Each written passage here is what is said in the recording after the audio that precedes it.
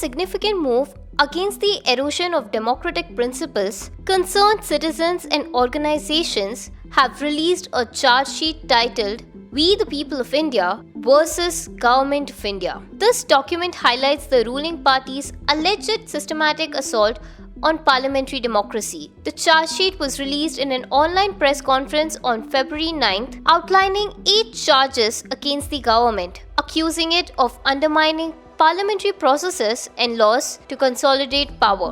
According to the charge sheet, over the past decade, Parliament has witnessed a sustained onslaught resulting in its decimation. One of the primary allegations raised in the charge sheet is the deliberate curtailment of space for debate and discussion within the parliamentary framework. It highlights alarming statistics such as the lowest number of Lok Sabha sittings in recent terms and the unprecedented failure to elect a deputy speaker from the opposition ranks during the 17th Lok Sabha term, violating constitutional provisions. It also accuses the government of evading scrutiny and accountability by resorting to tactics such as introducing significant legislative changes through ordinances and springing bills on MPs without adequate time for analysis. It points out that a staggering percentage of the budget has been passed without discussion. It also condemned the deletion of questions raised by the opposition. The charge sheet calls for urgent actions